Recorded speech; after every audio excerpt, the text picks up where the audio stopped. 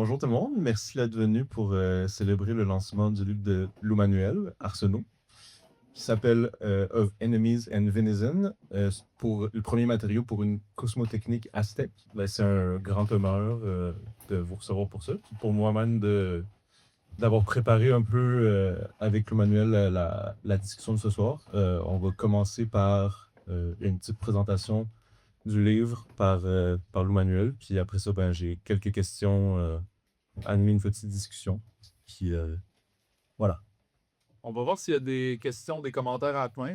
Moi, j'aime pas trop ça, les questions, mais j'aime ça, les commentaires. Fait que, tu sais, allez-y, là, vous exclamez-vous à un certain point.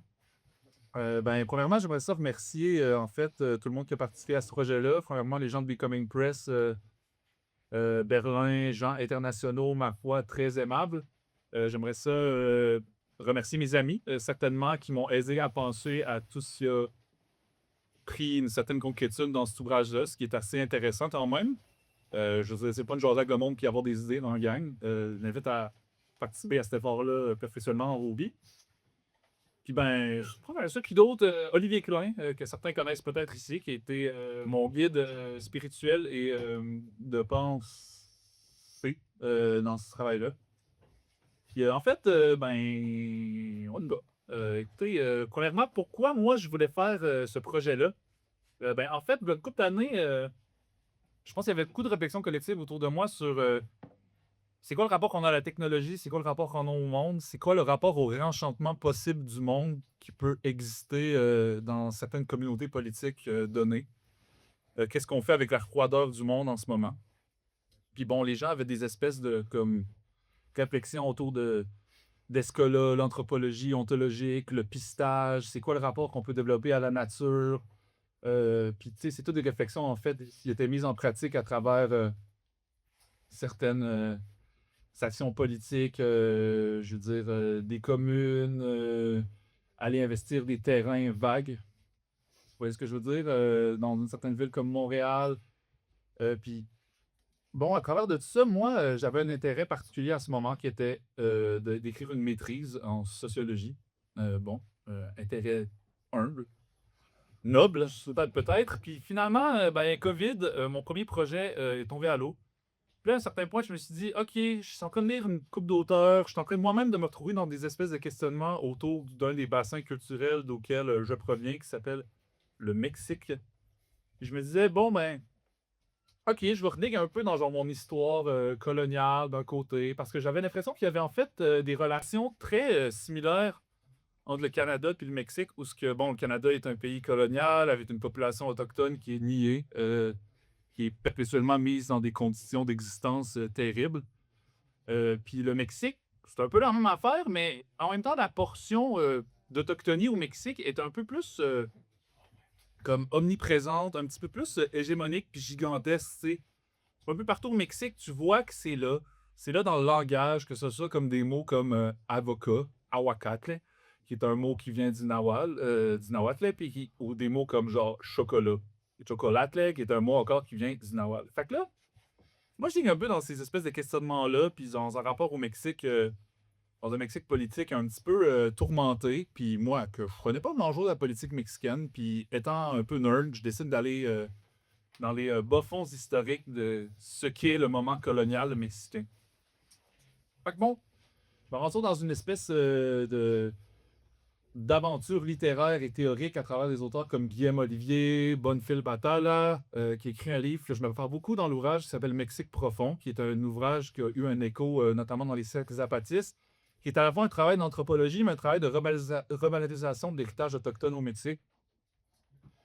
Donc, d'autres travaux après ça, qui parlent plus de, qu'est-ce qui constituait en fait le monde mésoaméricain précolonial, puis qu'est-ce qui en subsistait encore aujourd'hui.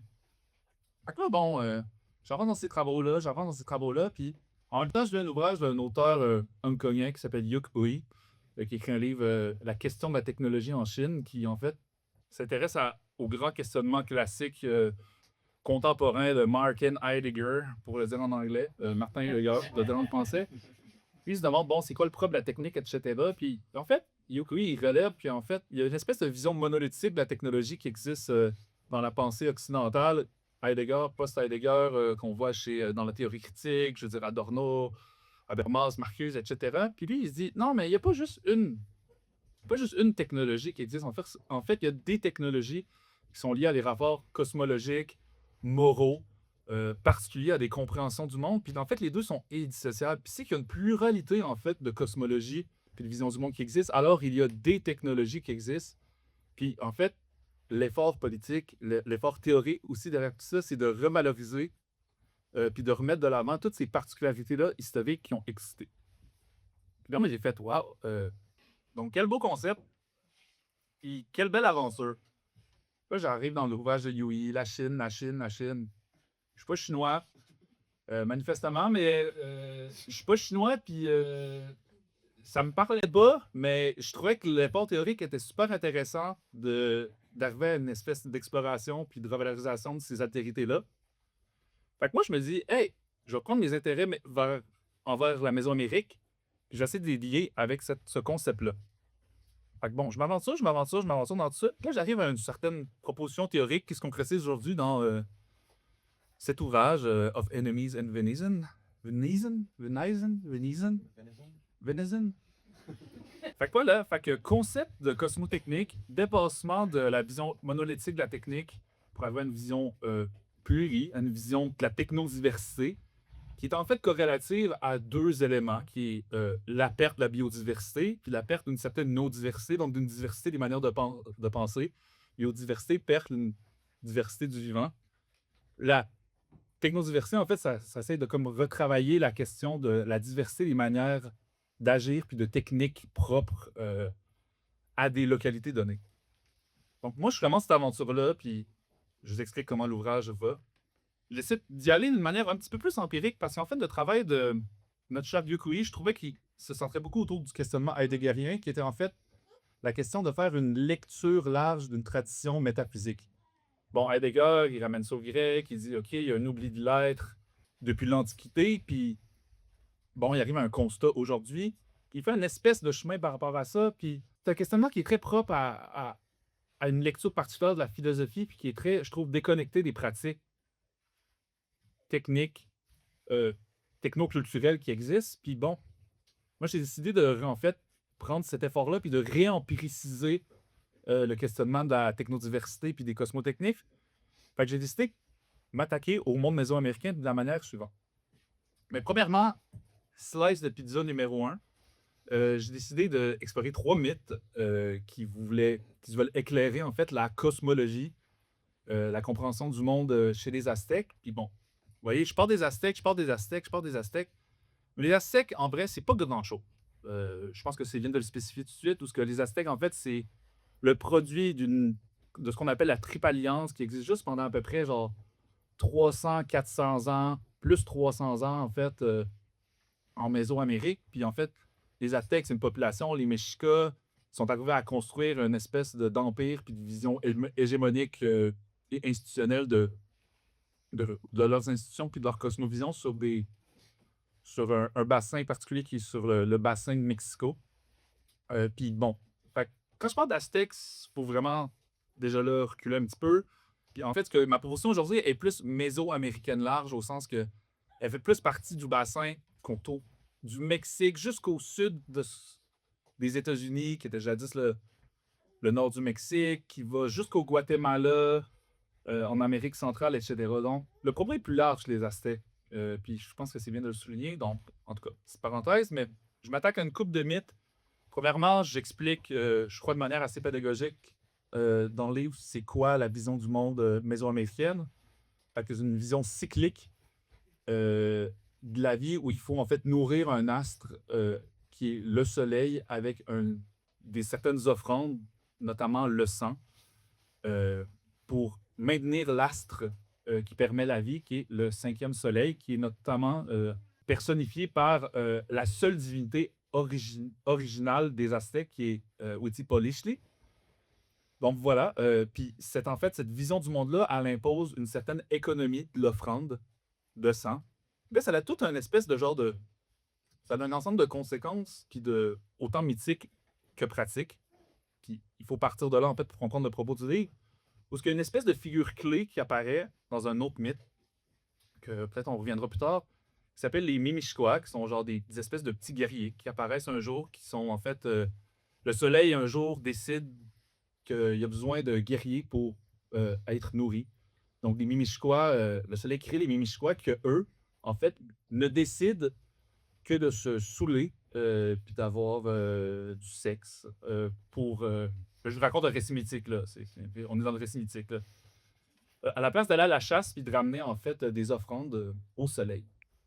Donc, devant l'ivresse des sujets du soleil, ils décident de créer 5 plus gros Mimishkoa, dont Mizcoatl, qui est le dieu de la chasse et de la guerre en Mésoamérique, mais qui est aussi considéré comme l'ennemi des Aztèques, parce que pour plein de raisons symboliques qui sont bien décrites dans le livre, je crois, en fait, les éléments symboliques qui centrent autour de cette figure-là représentent en fait une des populations ennemies historiques des Aztèques qui s'appelle les Huaxtèques. Bon. Fait que les Mimixcoa, eux, ils se saoulent. Mixcoatl, le dieu de la guerre de la chasse, les chasse, puis en fait, il les offre en offrande au soleil pour maintenir le cycle de vie perpétuel. Donc, à partir de là, les Mimixcoa apparaissent comme une figure prototypaire, en fait, des victimes sacrificielles en Mésoamérique. Puis tout le monde, tout ce qui va être offert comme sacrifice, comme objet sacrificiel, va être identifié aux Mimixcoa, mais comme concrètement et symboliquement. Vous allez voir pourquoi. Fait qu'on part de là. Deuxième mythe auquel je m'attaque, c'est une certaine croyance chez les femmes aztèques, en fait, que celles-ci mettent au monde des ennemis. Bon, assez drôle. Puis le fait de mettre, en fait, un enfant au monde, c'est vu comme un combat.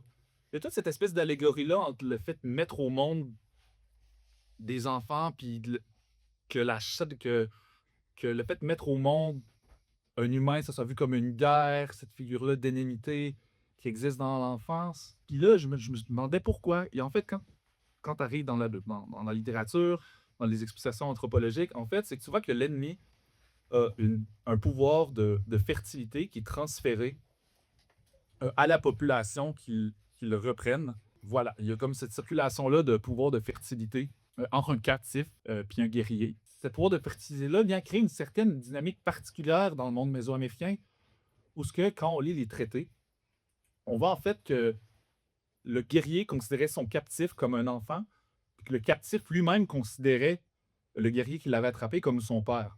Fait que cette dynamique d'identification-là, en fait, quand je suis arrivé devant ça, j'ai fait OK, il y a quelque chose de quand même assez particulier qui semble être extrêmement répandu en Mésoamérique, puis plus loin, jusqu'en Amérique du Nord. C'est pas mon bassin théorique particulier, mais je me suis rendu compte que ça avait des ramifications assez larges. Après ça, je saute à un autre élément, la chasse. Je crois qu'on est ennemis et vénisons. Parce que, en fait, la chasse, en Mésoamérique, c'est vu comme une émulation de la guerre. Les pratiques, en fait, sont équivalentes au niveau des technologies utilisées, au niveau du symbolisme. Puis au final, les chevreuils, là, qui sont l'espèce de figure mythologique réelle clé, qui sont mises à l'épreuve, on va dire, dans la chasse, en fait, sont porteurs du même pouvoir de fertilité que les ennemis, puis les chevreuils, puis donc les ennemis, en fait, sont porteurs du même pouvoir de fertilité qu'on retrouvait chez les Mimixcoa, qui est notre première figure mythologique, avec laquelle j'introduis toute mon espèce d'aspect mythique. Donc, chevreuil, ennemi, tout est un Mimixcoa, tout a une potentialité de nourrir l'astre solaire. Là, donc, leur sacré a un rapport à la chasse particulier, tu sais, où la chasse est vue comme quelque chose d'érotique, où il faut qu'il y ait une rencontre avec l'animal. Ça impose une espèce d'éthique de la tempérance. Ça amène une espèce d'équivalence au niveau des positions, au sens être chassé. Chasser, ça veut dire qu'on peut toujours se retrouver dans la position inverse. C'est un peu un des propos centrales du livre, où qu'en fait, on a toujours la possibilité d'être l'ennemi. C'est toujours une espèce de renversement des positions qui est possible. Puis ça s'ancre, au final, que ça soit le fait de prendre des captifs ou de chasser des chevreuils, ça s'ancre dans la pratique particulière mésoaméricaine qu'on connaît comme étant le sacrifice. qui est vue comme une pratique en Occident, considérée par les colonisateurs comme une pratique barbare, mais et quand on la prend dans son espèce de code cosmologique plus large, ça fait du sens au sens qu'il faut renouveler l'espèce d'astre solaire perpétuellement. Puis bon, ça s'ancre quand même dans une logique de tempérance, puis on en parlera plus peut-être plus tard, mais par exemple, les chevreuils étaient chassés de la même manière que les guerriers. Les guerriers, quand ils étaient pris en captivité pour être sacrifiés, ils n'étaient pas juste sacrifiés freestyle sur le coup. En fait, ils étaient ramenés en ville. Ici, il y avait une possibilité, en fait, qui intègre la société. Si, par exemple, il n'y avait pas d'occasion festive, des festivités, des rituels, des occasions rituelles de les sacrifier. Donc, ces gens-là venaient à intégrer le corps social, puis il y avait un traitement, en fait, qui, comme on voit historiquement, qui ne relevait pas de la prison puis de la mise à mort, mais plutôt du maintien en vie. Puis si, oui ou non, il y avait possibilité de sacrifice, il était sacrifié. Sinon, ben, il intégrait le corps social. Fait que ça, c'est comme ma première partie mythique. Puis là, après ça, je me suis dit, OK, ben, là, je voulais vraiment empiriciser la chose. Fait que je me suis dit, comment ça s'ancre ce cadre mythologique-là dans un ensemble de pratiques? Fait que là, quand tu fais une analyse très simple des pratiques de guerre puis de chasse, tu vois en fait que les technologies qui sont utilisées, autant dans les contextes de guerre, autant dans les contextes de chasse, c'est pas des technologies qui sont utilisées en fait pour une destruction, mais toujours pour ramener les êtres, qu'ils soient encore une fois des chevreuils ou des humains, pour être maintenus en vie. Fait que ça présupposait en fait que, à la place d'utiliser des armes meurtrières, on utilisait des lassos, où tu attrapes une bébite, tu la ramènes, tu utilisais des pièges, encore une fois, pour attraper la bébite. Dans des contextes de guerre, par exemple, les lassos étaient utilisés, les pièges étaient utilisés, il y avait une espèce de jeu d'embuscade où ce que, par exemple, c'était pas juste des guerres de confrontation, mais où ce que les guerriers Mexica, Aztèques, ils faisaient des espèces d'embuscades pour arriver à créer une espèce de bassin autour des ennemis pour réussir à les attraper puis à les ramener. Puis après ça, possiblement, oui ou non, à ce que ceux-ci soient des victimes sacrificielles. Fait que tu vois qu'en fait, que les bottines suivent les babines et que le mythologique, en fait, impacte très fortement le technique, ce qui, moi, m'a semblé vraiment être un gros wow, qui semblait beaucoup détonner avec la manière dont on fait la guerre dans le monde occidental. Parce que ben, les guerres, premièrement, n'étaient pas des guerres de destruction, au sens... la manière dont l'Empire aztèque s'est fait elle-même, par exemple, un panthéon, c'était beaucoup dans l'incorporation des divinités des populations autres. Par exemple, Mixcoatl, le premier dieu de la guerre et de la chasse que je vous ai mentionné, c'était pas une figure divine, c'était pas une divinité qui était proprement la leur. Parce que, en fait, des aspects qui n'ont pas de divinité qui sont proprement la leur, à part Huitzilopochtli, tout est un ramassage de ce qui existe au préalable dans le monde mésoaméricain. Puis en fait, il intègre ces figures-là dans le Panthéon. Puis les figures, en fait, auxquelles... Puis les populations auxquelles les Aztèques, ils vont s'attaquer, c'est des populations qui sont dans le même bassin cosmologique, mais aussi dans le même bassin linguistique, dont des populations qu'on dit nahuatl. Puis, bon, fait, ça pose quand même une éthique de la guerre, puis une manière de faire la guerre qui est assez différente. Puis, je me suis dit, OK. Fait qu'est-ce qu'on a là devant nous? Puis là, t'essaies de proposer un concept, tu sais, t'es genre, t'as du matériel là, puis là, t'essaies de penser à quelque chose. Là. Fait que là, ben, moi, je me dis, je propose. Ce que je propose, c'est que, en fait, le propre de la cosmotechnique mésoaméricaine, c'est que c'est une cosmotechnique d'identification. Tout ce que nécessité, en fait, que les technologies puis le rapport au monde imposent un rapport où ce que l'altérité est toujours similaire à soi. Il y a toujours une possibilité de renversement, mais il n'y a jamais une mise en altérité qui est si forte que ça où ce que l'autre devient un objet. Au sens, il y a toujours une espèce de bassin cosmologique puis une similarité qui lie les deux pôles, qui fait que ça pose une espèce de similarité, mais une espèce de tempérance par rapport aux deux, par rapport à l'ennemi. Ça, moi, j'ai trouvé que ça clashait beaucoup avec ce qu'on pourrait dire la cosmotechnique occidentale. Puis, je vais pas trop tomber dans le comparatif, mais il y en aurait énormément à faire, j'ai l'impression, a posteriori, Tu sais, dans l'ouvrage, vous allez voir, j'ai une petite section vouée à la fin du livre par rapport à un penseur allemand qui s'appelle Ernst Jünger, qui a essayé de penser, en fait, c'était quoi le propre de la technologie, un peu avant Heidegger, qui a beaucoup influencé les travaux d'Heidegger. Puis lui-même se dit, OK, bon, lui, il avait conceptualisé une figure qui s'appelle le travailleur, qui est en fait une espèce de construction théorique très large, où ce que le travailleur, OK, c'est aussi le soldat, mais le travailleur, c'est lui qui manie, il forge son monde par la technique.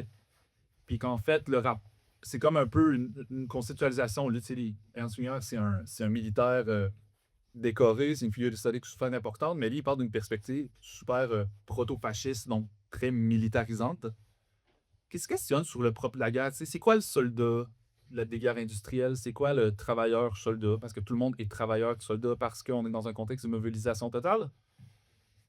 Puis bon, tu vois que la guerre, en fait, industrielle, comme on la connaît au 20e siècle, c'est une guerre d'annihilation de l'autre, c'est une guerre de destruction, c'est une guerre où la question des moyens est pas tant posée, en fait, puis la question, c'est la finalité. Fait que bon, ça crée les broyeurs à humains qu'on a connus puis qu'on connaît encore aujourd'hui. Puis moi, je trouvais qu'il y avait une espèce de différence très forte avec le monde mésoaméricain où ce qu'en fait, le propre de la guerre occidentale, il me semble, c'est l'objectification puis l'atterrisation la plus absolue d'autrui par les procédés techniques. Ça, c'est sous-tendu évidemment par une certaine métaphysique, mais techniquement, on le voit par le nucléaire qui tu droppes une bombe quelque part, tu tues 200 000 personnes. C'est vu par la guerre de drones, telle qu'on la connaît aujourd'hui, qui permet de tuer des gens à distance quand toi, tu es dans une pièce au Colorado climatisée, puis la guerre devient une espèce de jeu, versus en Mésoamérique où il y avait encore cette espèce de proximité avec l'autre, de possibilité d'échange. Puis j'ai pas le goût de dire d'empathie, mais quelque chose du genre d'une reconnaissance dans l'ennemi, que selon Ernst Jünger, d'ailleurs, existait jusqu'à la Première Guerre mondiale encore, mais je crois que lui-même était un peu dépassé par l'utilisation des gaz, puis parce que qu'est-ce que la Deuxième Guerre mondiale est devenue. Fait que là, tu sais, c'est un peu ça mon livre, puis là, après ça, on pourrait se demander qu'est-ce qu'on fait avec ça. Puis là, en fait, c'est une grosse affaire, tu sais. En fait, moi, je pense que cette session-là, elle s'est réouverte récemment quand j'ai fini de faire ce travail-là. Puis je me suis dit qu'en fait, je pense que la question d'identification, elle peut agir comme barème éthique à l'acceptation ou non, à l'utilisation ou non de technologie dans des contextes donnés. Tu sais, parce qu'au final, je pense que la question de la technologie est, comme on l'a vu en Occident, c'est beaucoup une question de la dépossession où on se fait imposer, en fait, des formes, puis des objets, puis qu'au final, si les communautés politiques pourraient se donner le droit de dire oui ou non par rapport à l'utilisation de technologie, peut-être qu'on dirait non des fois. Tu sais, je pense encore, vu qu'on est dans un contexte, vu que mon travail est un travail avec une fibre coloniale, décoloniale critique, tu sais, la question, mettons, de l'annihilation des chaînes de traîneaux chez les Inuits, ça n'a pas été une question de choix, tu sais, ça a été une destruction d'une forme de vie vécue. Puis c'est ça, tu sais, qu'est-ce qu'on fait avec ça, tu sais?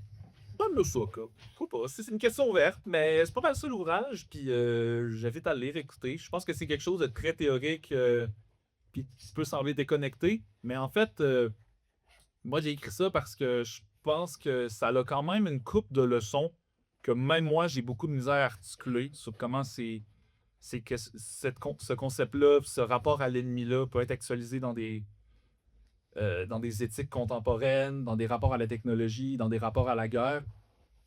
Puis aussi, je pense que le cas du Mexique historique sur sa conversation avec peut-être une espèce de passé lointain, pas si lointain, je pense que c'est une réflexion qui peut être à avoir au Canada où ce que, en fait, la possibilité d'un projet d'un Canada, je dirais pas post-colonial, je dirais pas décolonial, je dirais pas transmoderne parce que je trouve que c'est des mots chargés, mais qui doivent aller peut-être si il est question d'avoir une conversation avec des cosmologies qui sont autres, c'est comment nous, on est capable de s'approprier des éléments, c'est ça qui peuvent nous sembler autres, puis les réactualiser dans notre compréhension du monde donné. Fait que c'est un peu ça. Merci.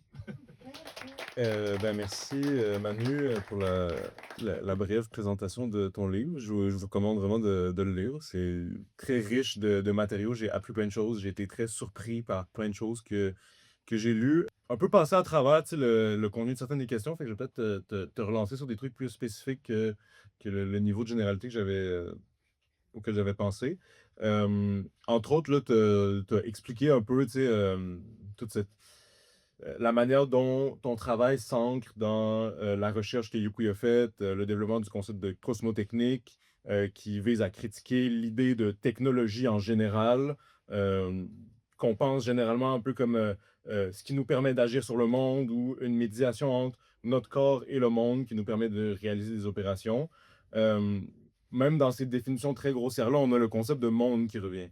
Ce que Yukui vient problématiser, puis ce en quoi il est assez proche de ce qu'on appelle le tournant ontologique en anthropologie, c'est l'évidence qu'il y a quelque chose comme un monde. Le tournant ontologique vient un peu attaquer l'idée qu'on aurait tous le même monde, qu'il y aurait la nature dans laquelle tout le monde vivrait, puis qu'il y aurait des cultures qui seraient différentes, donc des technologies qui seraient différentes. Ce que ton livre finalement vient mettre en lumière, c'est qu'on peut seulement comprendre les techniques aztèques dans leur contexte et dans la cosmologie qui leur est propre, puis que ça va modeler justement les instruments de chasse, les instruments de guerre. Tout ça en étant articulé autour du soleil, qui est comme le principe organisateur du monde, puis qui demande continuellement des sacrifices répétés.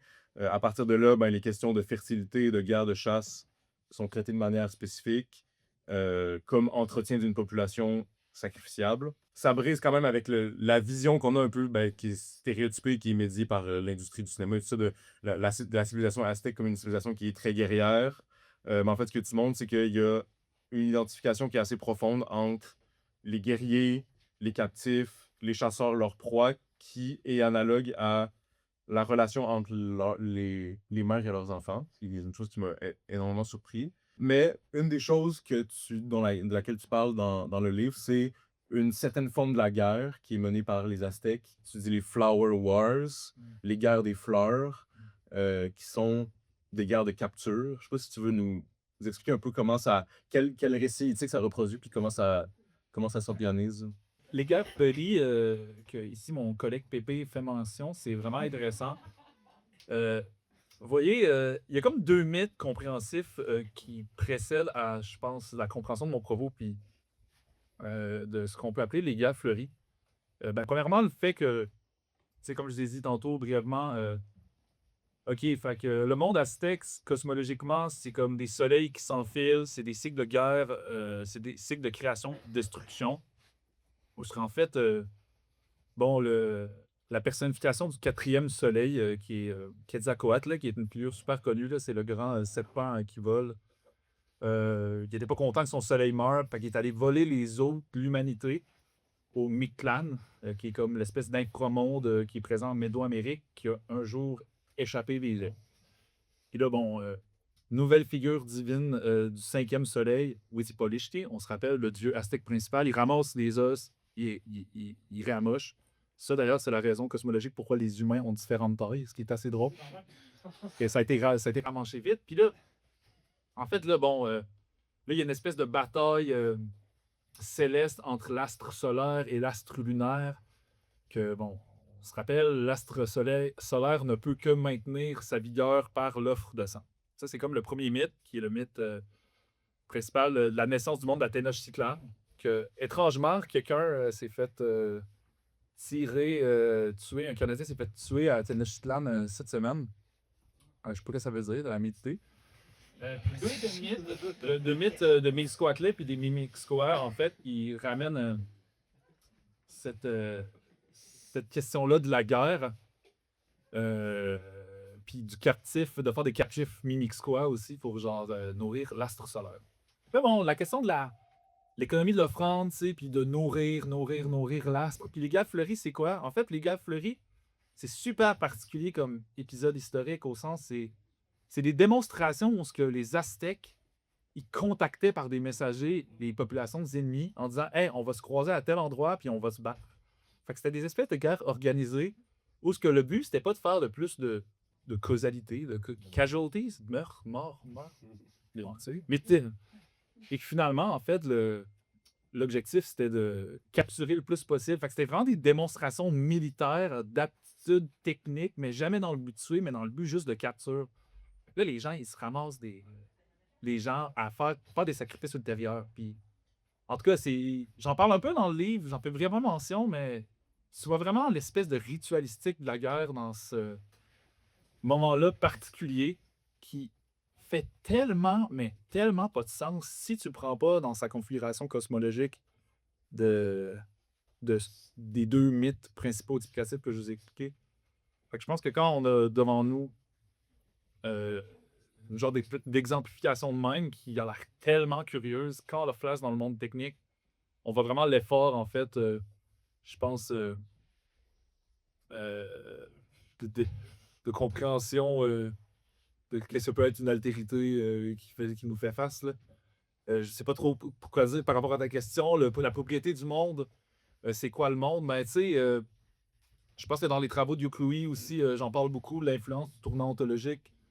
C'est ça qui est l'espèce de courant d'anthropologie où ce que on assume qu'il n'y a pas juste un rapport au monde, puis tout n'est pas que représentation, mais quand les gens ils sont face à, à des éléments qui peuvent nous apparaître, on va dire, farfelus comme des fantômes ou des esprits, mais en fait, il faut les croire parce que les gens, ils ont des rapports au monde qui sont absolument différents de par les bassins cosmologiques, culturels par rapport auxquels ils viennent.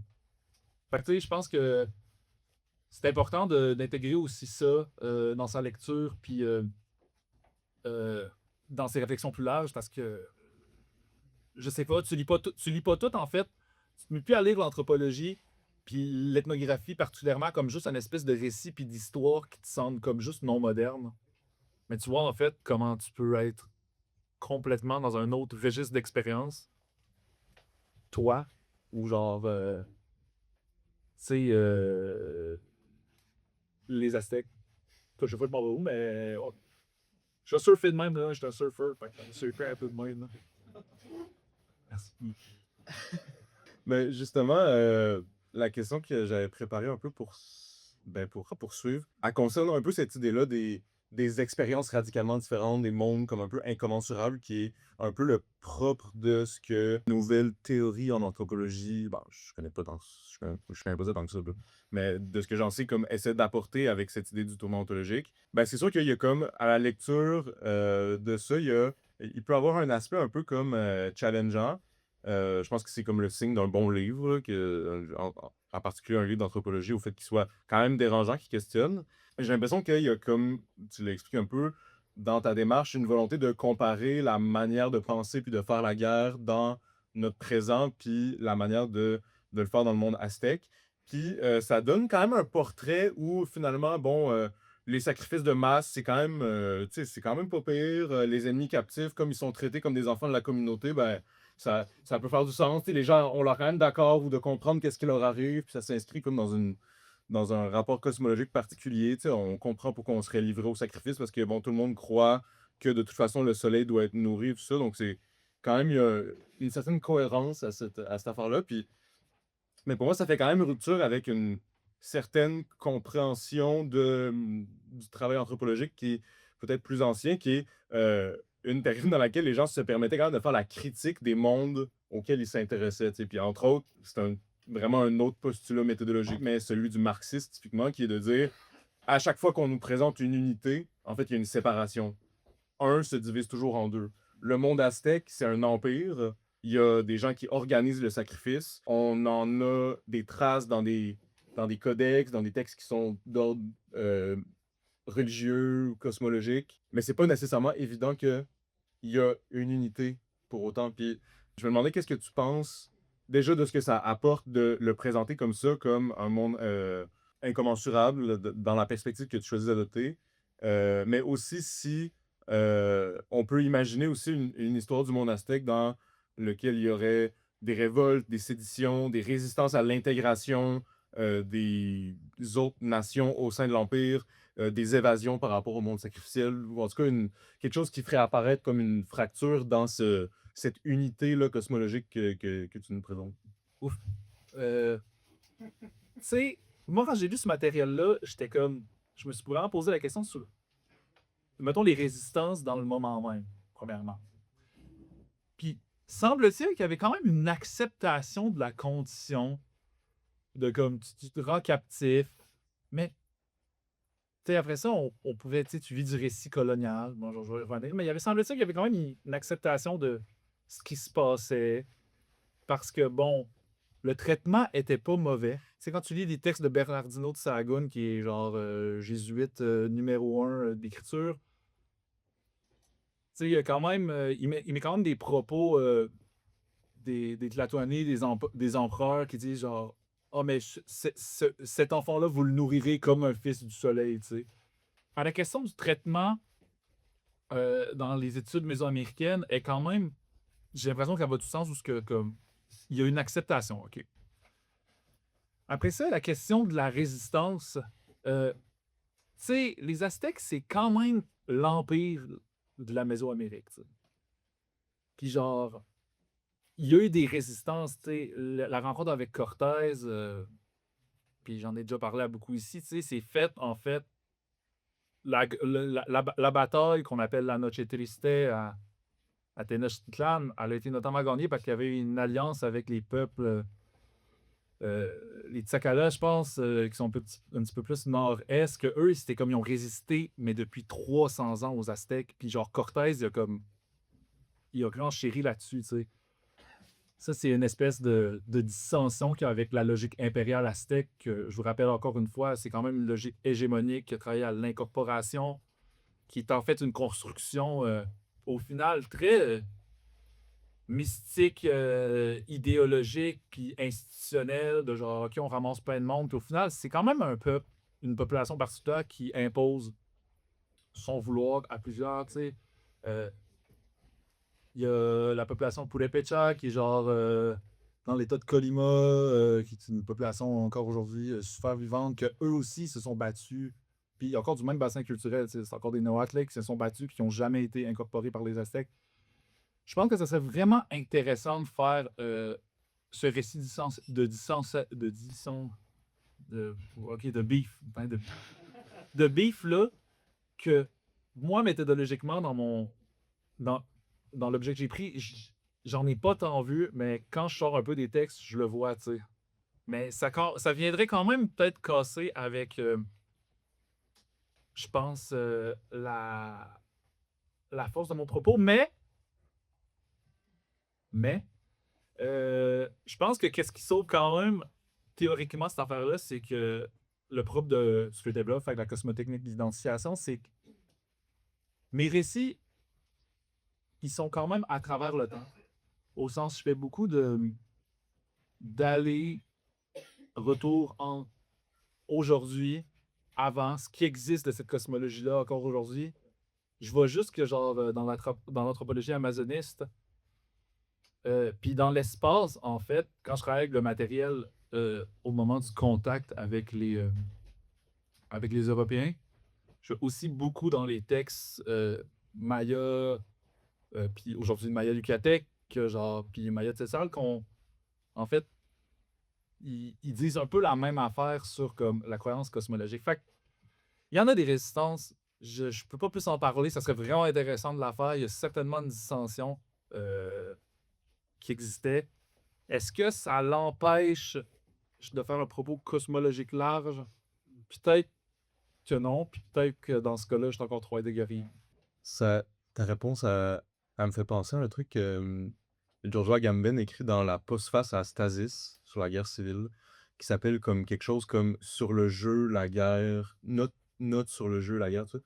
Puis il reprend une question qui est quand même ancienne, mais qui est de se demander pourquoi est-ce que les pratiques sportives ou les pratiques agonistiques en général reprennent autant de caractéristiques de la guerre. Puis il dit, la réponse classique à ça, c'est de dire que le sport ou le jeu, c'est une forme pacifiée de la guerre. Puis lui, il dit en fait, au contraire, euh, la guerre prend sa source dans le jeu. Il essaie comme de renverser un peu ce truc-là. Je sais pas à quel point il est based, genre empiriquement, pour dire ce truc-là, mais j'étais genre, ça me fait quand même gamberger, mettons, avec le truc de les guerres fleuries que tu as nommées. Ouais, ouais. Ça fait quand même penser comme à un gros jeu organisé. pour lesquels les conséquences sont comme extrêmes, mais qui est quand même une espèce d'accord sur un certain nombre de règles, une certaine mise en scène, un certain truc qui est comme organisé pour une visée supérieure peut-être commune. Fait que peut-être qu'on peut aller. Norbert Elias, ça le fait shaker un peu, là. Mais tu sais, en tout cas, mais il y avait ces conséquences-là aussi. Il y avait des conséquences politiques, puis encore une fois, de sacrifice dans les jeux en Mésoamérique, là, le jeu de la pelota. Football. Mais tu as mentionné un peu la question des futurités par rapport à qu'est-ce que le fait de savoir que cette cosmotechnique-là a existé peut nous permettre de faire par rapport au futur. Tu sais. Puis Yukui, dans le cas de la Chine, il ouvre un peu sur le même genre de considération. Dans le cas de ton livre, ça serait peut-être de dire que le simple fait que le monde aztèque a existé peut montrer la possibilité de d'autres rapports à la technique. Et donc, la possibilité de sortir de la configuration dans laquelle on se trouve, en particulier par rapport à la guerre. Comme tu as dit, avec le développement des armes robotiques, est peut-être au plus loin de ce que tu appelles une logique d'identification. Je trouve que cette démonstration-là est comme vraiment passionnante du point de vue des savoirs sur qu'est-ce qui a existé, mais pour moi, ça reste quand même un peu abstrait à quel point ça peut vraiment s'articuler au futur. Tu sais. Comme tu dis, tu restes peut-être un peu plus Heideggerien que tu le penses, parce qu'on sent, comme chez Yukui, la présence de ce que Heidegger appelait le tout autre, qui est Ouais. la possibilité que dans un futur assez lointain, le monde soit complètement différent de ce qui est aujourd'hui. Puis pour Heidegger, ben là, lui, il va puiser un peu dans la tradition grecque pré-platonicienne. Toi, tu vas un peu voir du côté des Aztèques. Mais on n'a pas vraiment accès à des formes de prescription politique à partir de ça. Le passé est déconnecté du présent, puis le présent est déconnecté du futur. Par contre, le passé et le futur, eux, sont liés, d'une certaine manière. Mais ça ne nous donne pas vraiment le beau rôle à nous qui vivons maintenant, qui sommes des gens du présent, si c'est le futur a seulement un rapport un peu mystérieux au passé. Donc, tu l'as énoncé un peu par rapport à la question de la manière de faire de la guerre. Tu sais, c'est pas nécessairement des échelles qui sont très accessibles pour nos genres de considération, mais je me demandais si tu pouvais un peu nous dire en quoi, toi, ça t'affecte. Qu'est-ce que tu penses que pour les échelles auxquelles tu as accès, ça peut nous apprendre sur nos rapports à la technologie, au conflit, ou même à la notion de sacrifice que tu as dit qui existait toujours? Je pense que, tu sais, il y a quelque chose comme l'effort d'imagination qu'on peut faire par l'imagination, puis les potentialités d'imagination que la théorie nous offre. Tu sais, c'est un peu genre du vieux travail de c'est quoi l'utopie, tu sais, puis qu'est-ce que l'utopie a à nous offrir, puis des fois, c'est juste une espèce de pied de gauche, de pas à gauche, en comparaison au réel qui existe. Ça me semble beaucoup, mais tu sais, c'est toujours l'impression que c'est un peu insuffisant, tu sais, puis les réactualisations du passé, c'est effectivement dangereux, tu sais. Je pense que comme les gens les plus fascisants possibles de la société, ils sont constamment dans genre une réactualisation des éléments du passé à qui veut bien, puis à leur sauce, puis que ça crée les pires affaires possibles, tu sais. Mais tu sais, je pense que il s'est quand même. J'ai quand même eu un genre de buzz dans ces dernières années-ci, puis avec des amis autour, tu sais. Le concept de Buen Vivir, mettons, comment ça a été comme. L'histoire du concept de Buen Vivir, bon, le concept de Buen Vivir, c'est comme une espèce d'éthique de la bonne vie, puis genre, qui est quand même un peu contre le discours de la croissance qui a émergé en Amérique latine, puis en Amérique du Sud, tu sais, qui vient, ça a comme des racines quechua, cosmologiques quechua. Puis qu'est-ce qui a fait le concept de Buen Vivir, ça a réussi à marcher? C'est comme passer deux choses, tu sais, il y a eu comme, je pense, une laïcisation du concept, c'est de son bassin cosmologique premier, fait que c'est devenu un genre de truc laïque où nous, Quechua, Sud-Américains, Centra-Américains, Latino-Américains, on peut s'inscrire dans un discours autre que la décroissance. Puis là, tu sais, les académiciens ils ont embarqué là-dedans, les théoriciens du Buen Vivir, qui étaient capables de comme tirer euh, le chien du jeu de quilles. Puis c'est comme un travail à faire. Tu sais, comment tu es capable de réactualiser des les concepts du passé en les tirant de leur bassin cosmologique, puis en faisant un truc émancipateur. OK, mettons, on commence avec ça. Puis deuxièmement, tu sais, après ça, ça fait une inaction politique. Tu sais. Puis là, le Bougainville, ça a pris des certaines concrétudes dans différents appareils gouvernementaux. Le Venezuela, tu sais, qui est quand même un pays pétrolier. En Bolivie, où il y a quand même eu d'outrepassement des souverainetés autochtones pour développer le lithium. Puis bon, tu sais, en fait, je pense que c'est la seule manière possible qu'il peut avoir une incorporation de l'éthique de l'identification de nos jours, c'est que si une communauté politique a la chance de se donner, d'avoir des moyens de se donner une éthique, ce qui est pas peu dire, tu sais, au sens où on n'a pas des moyens de se donner des éthiques outre quand dans sa consommation individuelle. Puis en fait, l'éthique de l'identification pourrait prendre si une communauté politique pourrait décider oui ou non, on adhère à cette éthique-là, on en fait un principe, puis on accepte ou on refuse ou pas. Puis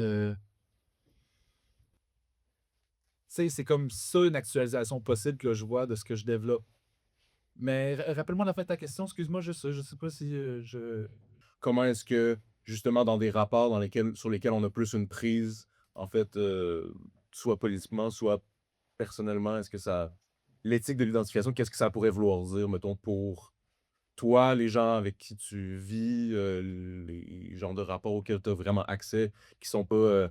Faudrait qu'il n'y ait plus de drones dans la guerre, ce qui est un peu. Ce qui demande une capacité d'action beaucoup plus significative.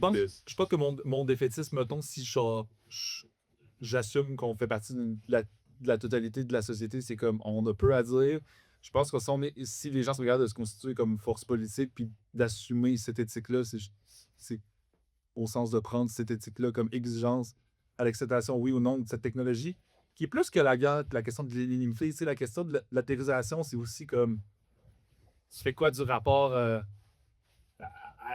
à l'ennemi politique, tu sais, puis outre ou sinon des genres de niaiseries comme Tinder qui sont extrêmement objectifiants. Là. Après ça, si c'est pas gommé, là, Tinder, c'est comme une technologie qui permet d'objectification puis l'atterrisation à un certain point, mais sans parler pour de Tinder trop faux, tu sais, je sais pas, tu sais, la conception qui règne un peu en ce moment, là, puis on se mettait parlé autour hier, l'autre jour, la question de la distinction ami-ennemi politique. Tu sais, genre, moi, j'étais plus sûr de ça, en fait. Je t'avais dit parce que, bon, la distinction ami-ennemi pour ceux et celles, mais j'ai l'impression qu'il y a beaucoup de gens qui savent c'est quoi, là. C'est comme une espèce de compréhension comme minimale du politique qui est comme théorisée par un certain Carl Schmitt, qui est comme un juriste nazi. Il dit, OK, soit t'es un ami ou soit t'es un ennemi. Puis là, comprendre la politique par rapport à ça. Puis là, ça impose une certaine vision immunitaire de ce que t'es, toi, ta gang, versus l'autre comme genre virus menace. Et moi, j'étais comme plus sûr de ça parce que quand cette théorie-là qui est reprise à l'extrême gauche comme à l'extrême droite, puis dans d'autres mouvements, j'étais comme. Mais tu sais, quand Carl Schmitt, il propose ça, tu sais, en fait, lui, il propose pas une notion critique de la politique. Lui, il fait juste, en fait, exprimer un état il fait juste exprimer, en fait, l'état idéologique de la technique de son époque, qui est littéralement l'ennemi. Tu le décalisses, tu sais, tu l'exploses, puis il est dans une concrétisation du monde biopolitique super particulière, qui est genre les États-nations militaires du début du 20e siècle, puis je sais pas trop, genre, moi j'ai l'impression qu'il y a quelque chose à aller plus loin sur quel rapport on peut faire par rapport à nos ennemis, tu sais, puis j'ai une amie, là, ici, là, devant moi, là, que peut-être qu'elle pouvait plus m'en parler, là, mais quelque chose comme l'éthique de l'hospitalité chez Derrida, là, je sais pas, là, mais tu sais, il y avait une affaire d'acceptation de l'autre au risque de la perversion de l'ennemi, puis je sais pas, tu sais, des fois, peut-être que l'ennemi a quelque chose pas à nous apprendre, mais comme après ça, tu sais, peut-être ça, puis genre, ouais, Elon Musk, qu'est-ce que je veux pas dans ma gang, m'arrête là, mais il y a quelque chose, je pense que c'est l'effort a posteriori du travail que j'ai fait que j'ai tellement de difficultés à faire parce que c'est tellement dur de sortir de la conception de l'illimité que je pense qu'il nous structure politiquement. Puis en même temps, le geste que je fais au final, c'est un geste théorique imaginatif, puis ça peut semer une étincelle quelque part. S'il vous plaît. Une chandelle de fête. Ouais, merci à toi pour, premièrement, la présentation et tout. Ça va, je vais découvrir ton ouvrage, puis ça va me faire un plaisir de plonger là-dedans. Puis, de ce que je comprends, justement, tu t'inscris comme avec des scolaires de dépassement, justement, la distinction nature-culture, qui fait en sorte que nous, dans nos sociétés, justement, dans son ontologie, à nous, on serait plus naturaliste. Ce qui, avec justement cette ontologie-là, on peut se mettre justement des règles normatives qui font en sorte qu'on va justifier justement la domination, des concepts comme de domination et tout. Puis ce qui est intéressant, ce que tu disais, c'est que justement, en explorant d'autres cosmologies, d'autres types d'ontologie, on peut, comme selon ce que je comprends de ce que tu as expliqué, c'est que le concept de domination, au sens de ce que nous, on l'applique, puis on le comprend, puis on le pratique dans nos sociétés, est un peu neutralisé dans leur cosmologie. Si on est en même temps ennemi, puis justement la bonne personne, ce qui fait en sorte justement qu'on a tout le temps comme un pouvoir participatif, puis de régénération, ce que j'ai lu sur la philosophie aztèque, sur ce qu'on appelle c'est quoi, c'est la mythologie, là, les philosophes, leurs philosophes, puis justement, il semble avoir aussi une conception un peu héraclitéenne, là, au niveau ontologique, justement, de la régénération, on va jamais tout le temps dans la même rivière deux fois, avec leur théol, qui est comme leur espèce de premier moteur. Justement, ce qui est intéressant avec ça, c'est quand on sort de nous qui est super naturaliste, qui justifie justement la domination, dans ce que tu parlais de la guerre, qui pourrait aussi qu'on va se donner des normes, parce que ça va être permis de détruire l'autre. Il y a des règles. On ne peut pas attaquer les populations. Si on se met cette règle-là, même si il y en a qui vont quand même le pratiquer. Mais c'est tout le temps dans la logique de détruire, alors qu'eux sont comme dans une logique de récupération. Puis des fois, ça, oui, à travers peut-être une destruction ritualisée, on va détruire. Mais c'est pas systématique. Ça va être vraiment à des moments comme précis. Puis justement, il y a tout le récit par-dessus, qui est comme le outil technique aussi, justement, comme. Je sais pas, moi, je m'en vais avec ça, mais c'est ce que je trouve intéressant, justement, on peut repenser la technique au lieu de l'utiliser pour dominer l'autre. Ça permet justement de comme masser la nature et la culture ensemble, au point où est-ce que justement, après ça, on n'est plus dans des logiques de vouloir dominer nécessairement la nature avec une technologie, puis ce qui amène après ça à des guerres de culture, justement, qu'on connaît en ce moment, des nouvelles guerres de culture. Puis justement, j'ai l'impression aussi que ça peut neutraliser le fascisme dans le sens parce que on n'est plus dans des logiques, c'est la meilleure culture qui va réussir à bien dominer. Puis là, les cultures se battent entre eux. Là, c'est la meilleure qui va régner. Du moment qu'elle règne, ben, après ça, elle peut dominer tout le monde, dont la nature. Là, on est comme tous égales. Puis justement, il y a comme une moins de perméabilité. Justement, les cultures peuvent s'influencer. Il y a des récupérations, puis c'est correct. On le voit. Ça a été théorisé par les féministes latines. Le concept de transclation, comme justement les idées voyagent. Il y a justement des échanges d'idées. Ça a commencé avec les Grecs, justement, qui échangeaient puis qui ont beaucoup voyagé aussi, puis qui ont pris des concepts, genre un peu des fois qu'on retrouve avec les hindouistes, ou des fois même en Égypte et tout. Puis justement, dans leur type de ce que je comprends, de ce que tu essaies de mettre de l'avant, justement, quand on rentre dans une cosmotechnique, puis justement une pluralité ontologique, ben, on est plus dans l'idée d'entraide, c'est plus facile. J'ai l'impression que c'est justement super intéressant aussi quand tu mets d'un point de vue anarchiste. Parce que justement, on peut plus aller dans la collaboration au lieu de tout le temps passer par une espèce d'autorité là, qui va tout le temps planer sur le papier, comme quelque chose que je trouve qui est plus dans l'idée de collaboration et tout. Puis justement, on sort des logiques de domination, là. Fait qu'au niveau de l'IA, ben moins d'IA pour utiliser, soit exploiter mieux les ressources ou surveiller la population. Là, on aurait comme, on pourrait penser des IA qui seraient plus au niveau justement de faciliter là, le bien, le vivre ensemble, la collaboration, puis qui sont aussi décentralisés. Fait qu'on n'aurait plus besoin, ça serait plus une IA anarchiste, mais justement, je dis le fait d'explorer d'autres ontologies, ça fait qu'il y a d'autres règles normatives qui en découlent, puis semble accepter en même temps d'un point de vue logique le principe de non-contradiction, là, parce que au moment, tu peux pas être une chose puis être son contraire en même temps. Fait que tu pourrais pas être l'ennemi puis en même temps être pas l'ennemi, mais comme le camarade et tout. Fait que je trouve ça intéressant. Puis je pense que genre d'un point de vue pratique, justement, c'est ça que je trouve intéressant à l'épuiser dans ces justement ontologies-là, puis justement ces manières-là de conceptualiser la technique, c'est qu'après ça, on peut les apprendre, puis penser d'autres manières, puis des nouvelles éthiques, et, au final, là, tirer des nouvelles éthiques de ça. Ça, c'est une pincelle, ça? Parfait. Écoute, j'ai rien à ajouter par rapport à ça, mais effectivement, c'est des réflexions qui peuvent découler de ça, puis On s'en parlerait pendant des heures, mais c'est marrant. Y a-tu des. Je sais pas si on te pose un mode question. Moi, je suis pas question, OK? Je vais vous dire, moi, je suis commentaire. C'était pas une question. Je suis commentaire, mais. Tu appelles ça, tu vois, une question, mais je suis commentaire. Super intéressant. Oui, Tu veux un commentaire? comme ça. Je vais pas une chaire sur Derrida, mais c'est trop tôt. Mais sur la notion, tu sais, d'ami-ennemi, on peut prendre. J'ai pas réponse à ça, tu sais, puis évidemment, tu sais, du point de vue marxiste, des antagonistes, c'est ça. Mais on peut prendre la question point de vue de personne qui est la contagion, tu sais. Je veux faire régulièrement mentir en la qualité de transsexuel.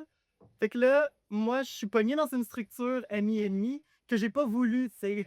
Puis, en étant considéré comme ça, avec des gens qui veulent, tu sais, détruire, étouffer cette vie-là, etc. Fait que là, on se demande comment prendre cette question-là de ce bout-là. Puis, ça serait purement réactionnaire que de vouloir détruire, tu sais, de détruire les autres. Puis, je me dis, s'ils me traitent comme ennemi, j'ai pas à les traiter comme des gens à convaincre ou avec qui discuter. Fait qu'il y a des choses que je vais me permettre, tu sais, dans le sens, tu peux humilier en public des gens qui te traitent comme ça. Ou tu peux travailler à définancer ou à perturber leur fuck, etc. pour qu'il n'y ait pas de pouvoir. Je sais pas si je serais du genre à dire goulag, tu sais, mais c'est peut-être que je suis de bonne humeur.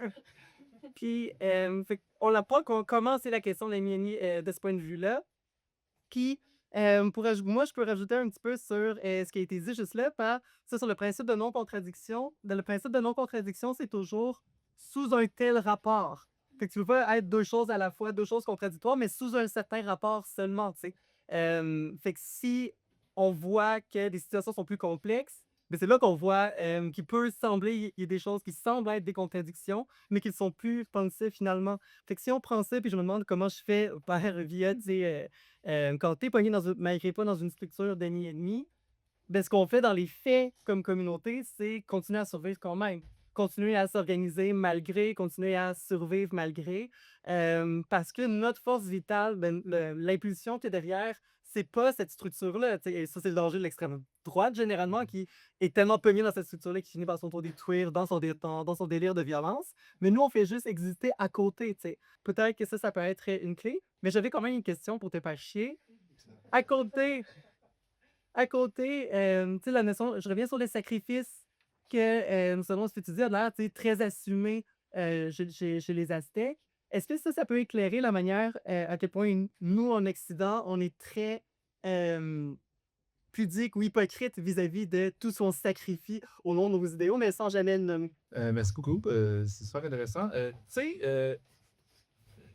sais, la pérexistence du sacrifice, jusqu'à aujourd'hui, c'est tellement bizarre comme question parce que, tu sais, j'ai l'impression que ça existe comme. Mon Dieu, c'est terrible. Moi, un jour, j'ai jamais Girard, là, puis genre, ça m'a blown away, là. J'étais genre, OK. Fait que le sacrifice, c'est comme. Ça existe, c'est genre le moment fondateur de la discorde sociale. Là, après ça, tout n'est que sublimation, en fait, de la crise sacrificielle, genre première. Puis après ça, les institutions ont juste caché de plus en plus ça. Mais tu sais, moi, personnellement, j'ai l'impression que le sacrifice existe encore à fond dans nos sociétés, d'une manière absolument peut-être pas désincarnée cosmologiquement, parce qu'il y en a une cosmologie qui est le rapport occidental, ontologique, naturaliste, mythes, biopolitique, mais genre, tu sais, je pense que ça existe encore, cette espèce de logique de mettre à mort, d'exposer, de tuer pour en fait permettre une stabilisation puis une perméabilité du corps social comme il est en ce moment, tu sais. Puis en fait, les aspects qui font ça, ils font juste cosmologiquement, tu sais.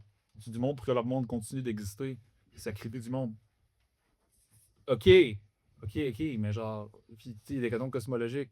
J'ai l'impression que quand tu le repasses aujourd'hui encore, sous genre le principe genre conservation du corps social puis de ce que le monde est, je pense que c'est juste sublimé en fait.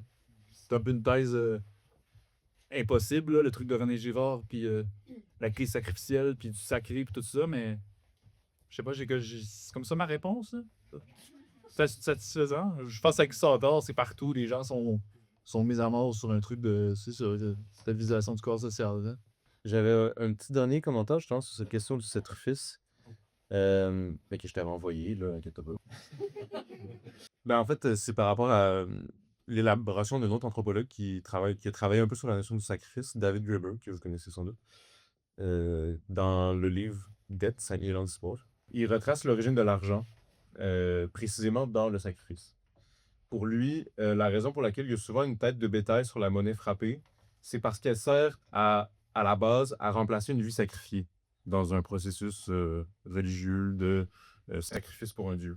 Le bœuf ou l'animal de travail en général, comme son sacrifice équivaut au sacrifice d'une économie de travail, le bœuf, il permet, ou l'animal de trait permet de travailler moins, le fait de le sacrifier, c'est en quelque sorte le sacrifice d'une partie de vie humaine, d'une quantité d'énergie, si on veut dire en termes modernes.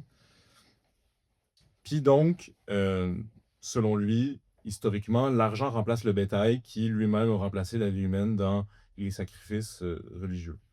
L'argent, donc, pour lui, qui est fondamental dans la levée de l'impôt par l'État, dans le financement de sa visée guerrière, nous rattache fondamentalement à l'univers du sacrifice. C'est un peu un argument qu'on a développé dans un texte qui s'appelle Corne de Brune, qui est disponible ici si vous voulez vous lire plus en détail. Mais donc, dans ce texte-là, on fait l'argument qu'il y a un lien profond entre sacrifice et intérêt. On le sait très bien qu'il y a des sacrifices qui sont faits, par exemple quand une forêt est rasée à blanc pour de l'argent, ou quand une mine est extraite, ou quand il y a un déversement de pétrole, chose normale. On voit bien qu'il y a quelque chose de sacrifié pour un intérêt supérieur. Qu'est-ce que tu en penses? Ben, j'ai l'impression que j'ai répondu à ça un peu avec ma réponse à Freya, mais tu sais, mettons, moi, tu sais, je pense que dans la logique du sacrifice aussi, une espèce de pan que j'essaie de réactualiser, c'est quoi la dépense aujourd'hui, tu sais? Fait que l'espèce de comme d'excès que tu sacrifies pour juste comme permettre aux choses de continuer d'aller, tu sais, puis... Dis-moi la fin. Qu'est-ce que je pense? Non, mais je me rends compte que la question que j'avais écrite, c'est pas vraiment une question, c'est un peu cheap. Non, mais... Qu'est-ce qui organise le sacrifice aujourd'hui? Pourquoi est-ce que les choses sont sacrifiées? Tu sais, si dans le monde aztèque, les choses sont organisées pour le soleil, pour qui, j'imagine, continue son rôle de fertilité généralisée, de production du monde, qu'est-ce qui organise le sacrifice? Moi, j'ai l'impression que c'est les nécessités du corps, genre la nécessité du capital, la nécessité de la stabilité du corps économique, la nécessité du corps politique à essayer de ça maintenant. C'est pour ça que je suis sur la même réponse de Freya, mais je fais de mon. Toi, qu'est-ce que t'en bats, mon cher? As-tu une réponse à ce commentaire-là? T'as-tu une méta-réponse? Quelqu'un le réponse, une étincelle? Cash means everything around me. Get the money. Get the money. On a une réponse au fond de la salle avec Freya. Mais tu sais, c'est ça, pour continuer sur le même terme, est-ce qu'on pourrait, tu sais, moi, je ne sais pas, tu sais, mais est-ce qu'on pourrait dire que le sacrifice, justement, c'est quand il est sanglant, qui est littéralement de la...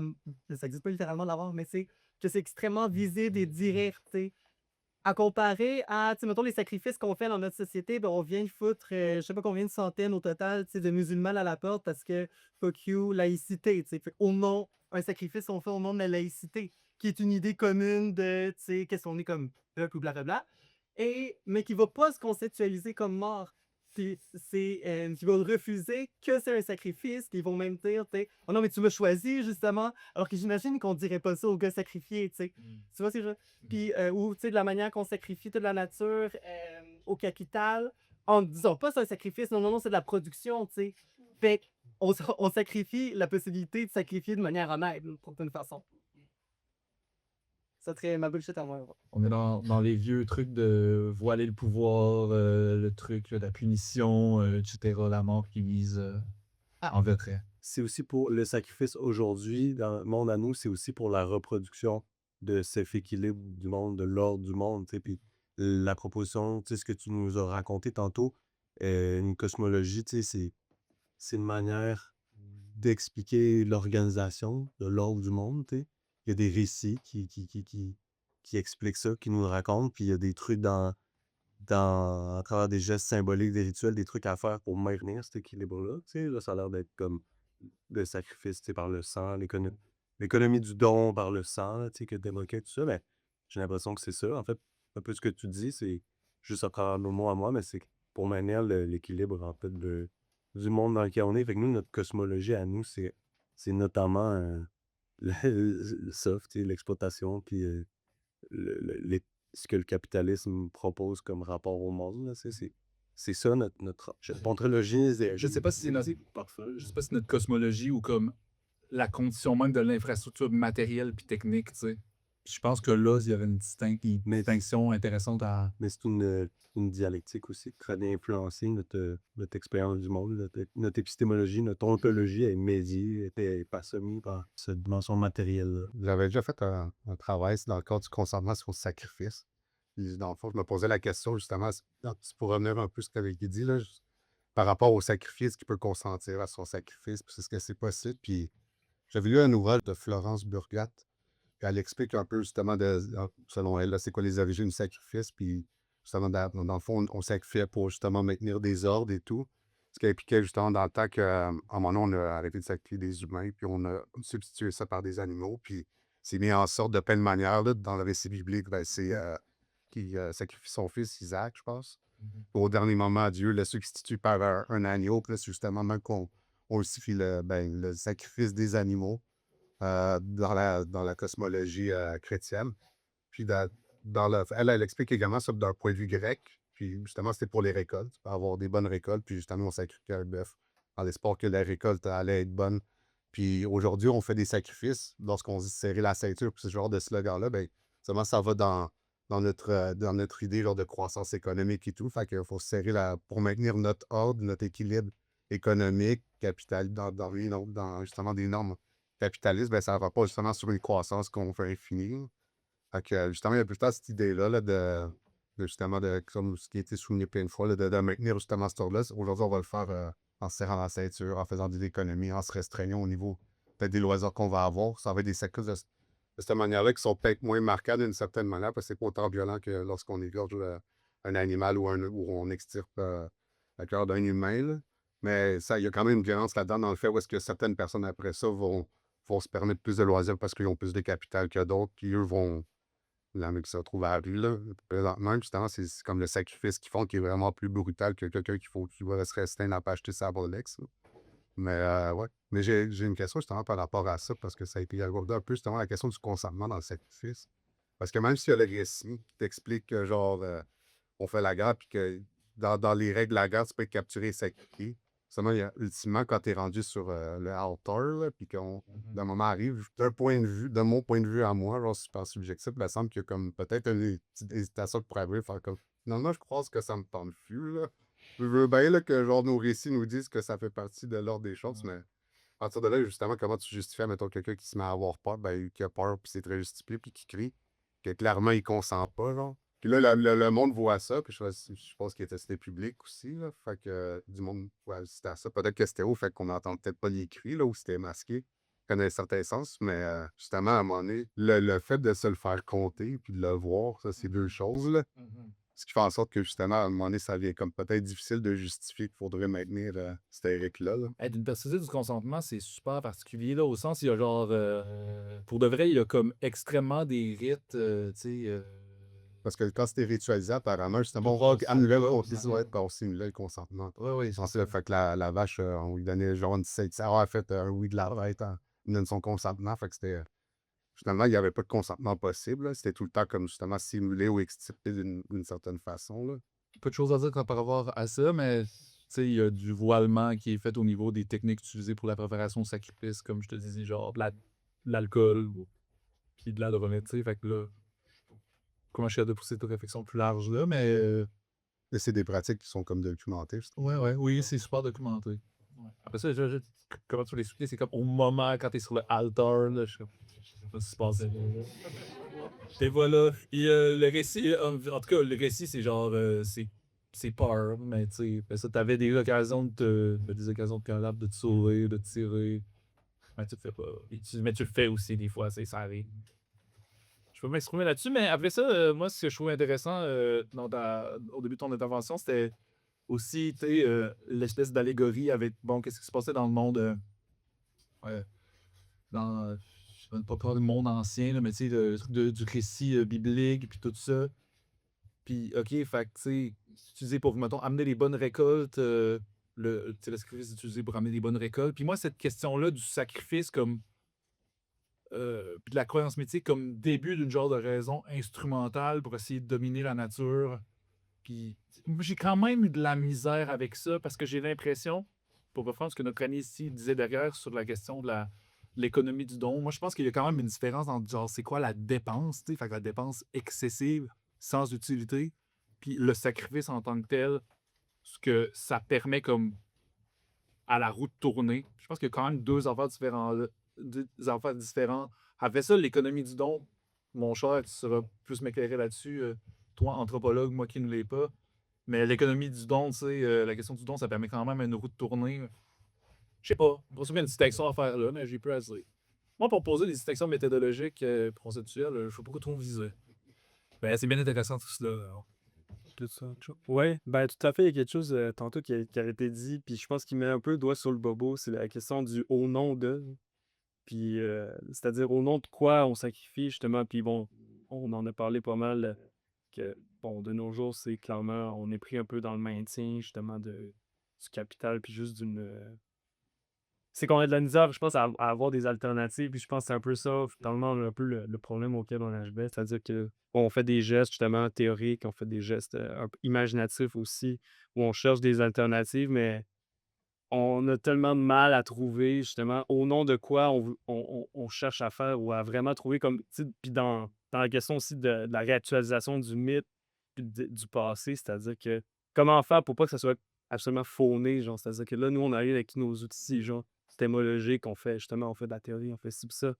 Comment faire pour pas que ça soit juste, justement, que ça soit faux finalement, parce que si on parle de quelconque société archaïque qui, qui fait le sacrifice ou qui a un mythe, il y a toujours quand même aussi une fondation, c'est-à-dire il y a une espèce de violence dans l'instauration, de juste on justifie, on fonde une nation, c'est-à-dire il y a quand même un geste qui est posé qui justifie tout, puis qui justifie justement une organisation qui est cosmologique, mais c'est-à-dire qu'il y a une espèce de justification, je vais aller transcendante, mais c'est-à-dire qu'il est vraiment au niveau du cosmos, c'est pour ça que de nos jours, je pense qu'on a bien de la difficulté à trouver. Et puis justement, c'est-à-dire que par rapport à la technique, exemple, qu'on veut intégrer, comment qu'on réconcilie mythe et technique de nos jours, ce qui est dans une optique cosmologique, c'est-à-dire, moi, je suis pas nécessairement familier avec Yukui ou peut-être ton bagage théorique, mais c'est-à-dire, je pense que la difficulté est vraiment à ce niveau-là, c'est-à-dire, on cherche des alternatives, puis ensuite, à grande échelle, on n'en voit pas beaucoup, fait que là, on se tourne vers quoi? On se tourne vers des pratiques individuelles ou en très petits groupes, justement. Je pense que dans cette optique-là, exemple, il y a des trucs chez Bataille, peut-être, qui sont intéressants mais qui, en même temps, je veux dire, chez Bataille, l'aspect théorique, il se bute vraiment à une espèce de mur, finalement, qui est juste... on peut quasiment juste le performer, ça dit métaphoriquement, ou genre, ça dit vraiment dans une espèce d'optique symbolique, ou en tout cas... Et que dans le concret, c'est-à-dire une genre de communauté sacrificielle, à Mané, c'est comme, bon, mis à part tout y passer, c'est-à-dire, qu'est-ce qu'il y a à faire, je sais pas, c'est ça la difficulté un peu, bon. C'est fait, il y a pas grand-chose, c'est un peu dépétiste, mais bon, c'est un peu ça quand même à qu'on se bute, genre, c'est-à-dire, dans la chose d'alternative concrète, genre, c'est ça le problème. Je pense que créer une communauté du mystique, puis d'y aller avec, genre, essayer de reproduire du sacrifice puis de l'expérience mystique, c'est pas la voie que je pense que je veux tracer. C'est pas ça que j'avance. Ben, tu sais, moi, j'y ai pensé à bon moment donné, là. J'ai déjà eu un buzz de comme sacrifier un chevreuil à l'éclipse sur une couple d'années pour que ça soit fucky puis il se passe quelque chose. Finalement, ça a comme pas pogné, mais tu sais, je pense que le truc à récapituler, c'est vraiment la question de l'identification de l'humanité. C'est ça la seule proposition. Mais je pense que là-dedans, il y a de quoi d'intéressant, justement, parce qu'en effet, peut-être que une des avenues, c'est vraiment juste, puis je pense que tu essaies un peu de mettre ça en mots dans le rapport ennemi, ami, puis c'est quasiment une espèce d'optique finalement dialogale, ou juste c'est-à-dire de se mettre en jeu littéralement dans son rapport à l'autre. Et tantôt, il y a aussi le mot de contagion qui a été dit, puis je pense que c'est super intéressant parce qu'il y a une espèce de modalité finalement de la rencontre qui est sous une forme genre quasiment de la contagion, c'est-à-dire à la fois concrète et métaphorique, vraiment juste du rapport à l'autre, puis qui est, je pense, vraiment une des seules choses qu'on peut faire, c'est-à-dire c'est vraiment juste d'aller vers l'autre, mais dans une optique où on perd et on gagne, genre, puis je pense que là-dedans, il y a de quoi peut-être à réfléchir aussi. Tiens. Si j'avais un tome 2 à écrire, je pense que ce serait là-dessus, certainement. Puis, mais tu sais, c'est vraiment, j'ai l'impression que juste l'étape 2 de la réflexion est vraiment là, la concrétisation. Ça pourrait tome 2. Tome 2, ben. Le résultat. Mais la réactualisation du passé, là, c'est bizarre. C'est bizarre, tu sais. Puis comment les récits.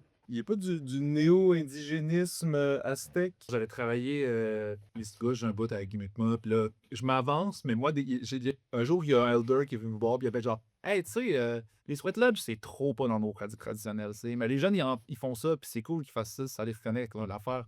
Il y a comme cette espèce de travail-là, genre, qui se fait au Mexique en ce moment.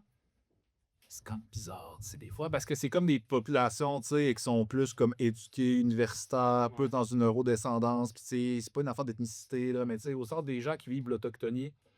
Puis j'en parle un peu, j'en parle pas dans le livre assez, mais je vous invite à lire un livre qui s'appelle Mexique profond de Alejandro Bonfil Batalla, qui est de la bombe, qui repose la question, en fait, de l'autochtonie, de l'indianité, parce que c'est un Mexicain, puis il y a un autre vocable, mais qui dit qu'en fait, tu sais, toute la question, en fait, c'est qu'est-ce qui fait que tu es autochtone ou pas? C'est juste, est-ce que tu souscris, oui ou non, à une cosmologie autre? C'est quand même un gros take, tu sais. Parce que, genre, tu sais, la conception biopolitique du Canada sur l'autochtonie n'est pas centrée là-dessus, tu sais. C'est comme, c'est la question de la descendance. Puis même moi, si je pourrais arriver à faire un test là, sur Internet puis attendre que je suis 40% autochtone, tu sais, je peux pas, moi, j'ai pas la légitimité d'avoir quelque part sur la place publique puis dire ça, puis après ça, tu sais, c'est comme l'effort de, je pense, mexicain, puis peut-être pour certaines personnes ici qui ont un rapport à l'autochtonie, oui, non, qu'importe ethniquement, genre, qu'importe d'où tu viens, tu sais, c'est comment tu es capable de négocier avec ces cosmologies-là, quelle part tu es capable d'en prendre, puis comment tu essaies de t'inscrire là-dedans, tu sais. Fait qu'il y a comme un effort d'appartenance au monde qui est dans cette conversation-là, qui est touché. Quelqu'un veut ajouter quelque chose? Ouais, et après, c'est OK, là. Attends. Non, mais je trouve ça intéressant que aussi des trucs de sweat lodge et tout, tu sais, mais je pense que les réalités autochtones comme contemporaines, c'est plein d'emprunts, de rejets, un mélange, puis genre, il y a des discontinuités qui. J'ai l'impression qu'il y a une espèce d'obsession aussi en Occident pour l'authenticité, genre. Ah, tu sais, on veut vraiment un truc d'art, puis comme, en tout cas, moi, les contextes autochtones que je connais, les gens, ils sont vraiment pas reclus par cette question-là de l'authenticité. Ils sont conscients que dans des trucs circulent, c'est des emprunts, puis genre, tout c'est une question, là, je dois te mettre. Non, non. Mais est-ce que tu penses que toi, dans tes recherches et les travaux que tu as faits, t'es tombé un peu dans cette espèce de vision comme homogénéisante ou de c'est quoi un peu selon la cosmologie maya, tout, non, aztèque, excuse-moi, euh, avec vraiment des textes, des trucs qui sont écrits par des jésuites ou etc., des témoignages, il y a un décalage là-dedans. Est-ce que finalement, ce que toi tu racontes, c'est un peu un truc qui tombe dans cette espèce d'obsession de l'authenticité tu sais, de paradigme aztèque? T'en renvoies un peu au commentaire de l'année en avant sur qu'est-ce qu'on fait avec la dissension qui n'est pas homogène. Tu sais, l'histoire, c'est la cristallisation puis la réification d'objets, tu sais. Moi, genre, j'aurais de dire que j'avais envie de faire le truc le plus organique possible, mais c'est une nécessité méthodologique, puis peut-être que je reproduis cette affaire-là. J'ai quand même essayé que non. Après, ça, c'est vrai que je travaille avec des textes de jésuites, tu sais, puis genre, je travaille avec des textes du moment crossover colonial, genre du fils de Moctezuma II, qui est comme le dernier, l'empereur, tu sais, genre, lui, il est dans deux mondes, puis là, je vais dans des trucs un petit peu plus tard. Sûrement, je travaille avec un truc réifié, mais tu sais, je peux t'assurer que j'ai eu l'honnêteté intellectuelle d'essayer de casser comme ça un peu quand même. Mais certainement, la mobilité l'effort théorique derrière ça était pas autour d'une mobilisation d'une authenticité, mais genre certainement pas.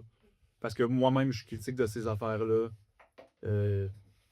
Puis dans leur actualisation, comme puis tantôt, puis comme on discute depuis tantôt, ça pourra jamais être remis de l'avant de cette manière-là. Puis dans mon commentaire précédent, parce que je trouvais ça un peu drôle, les remobilisations, c'est aztèque, machin, mais tu sais, c'est très conjoncturel au sens où la majorité des gens essaient de renégocier avec leur héritage dans le Mexique contemporain d'une manière super honnête, personnelle, de filiation familiale, de rapprendre sa langue, puis tu sais, ces gros empires-là, j'en parle, puis je tombe un peu dans le piège de juste en faire un Pégase scene, mais c'est pas ça le rapport que les gens ont eux-mêmes avec leur testage. Certainement pas. Puis si vous prenez le livre, vous allez voir aussi qu'il y a une grosse partie de la documentation qui est des codex, qui sont des images précoloniales, qui sont très belles et qui sont très intéressantes. Moi, j'étais très surpris de voir ça. Il y en a beaucoup qui existent. Il y en a quelques-uns qui sont mobilisés dans ton livre. On arrête ça là? On arrête cela. Écoutez, merci. Comment va votre vidéo? Moi, aller votre vie, pas comme philosophe, là, pas comme sociologue, là, mais comme un pur curieux d'un objet, puis comme qu'est-ce qu'on peut faire avec la qualité sociale, fait qu'un peu n'importe quoi, mais toujours avec évidence. J'aimerais ça remercier tout le monde, mon collègue ici, Pépé. Les amis, ça fait longtemps que j'ai pas lu, les nouveaux amis, les gens de Becoming, les gens du port de tête. Merci, tellement ça, oui. Écoutez, je vous invite à jaser un petit peu. OK. Puis, écoutez, merci beaucoup.